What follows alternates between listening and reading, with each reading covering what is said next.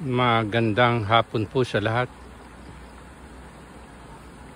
Ito pong content ko na ito ay kanina ko pa kinukunan, subalit hindi makuhanan dahil sa matinding sikat ng araw.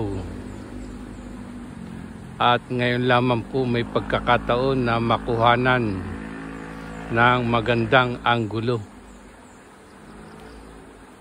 Iyan po ang isang uri ng bulaklak.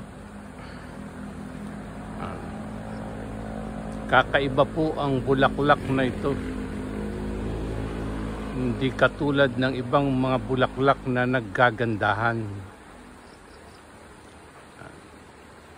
Kapag nakakita ka po ng isang bulaklak na ganito sa isang puno,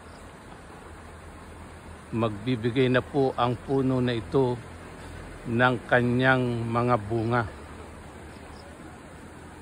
Ang bunga po ng puno na ito ay madalas na inaayawan ng marami dahil sa ang kanyang bunga ay may kakaibang amoy.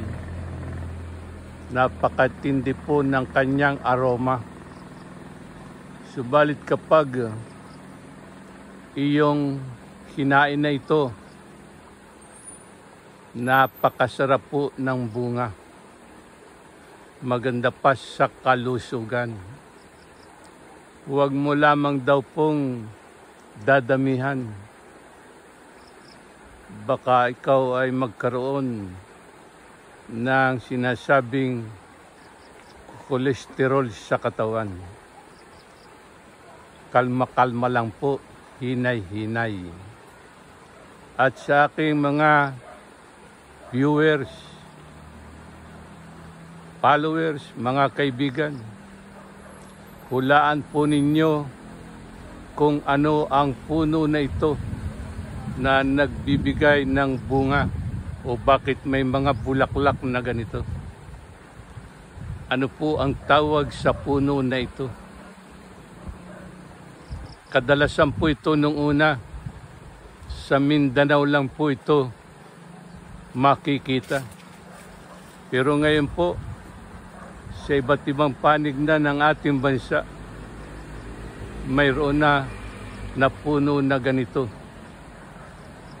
Ano po ang tawag sa puno na ito? Salamat po sa hapong ito. Pagpapala po sa lahat. Salamat po. Ano ang puno na ito na nagbibigay ng ganitong bulaklak?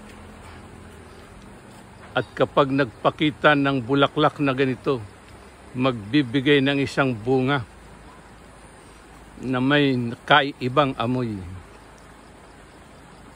Salamat po.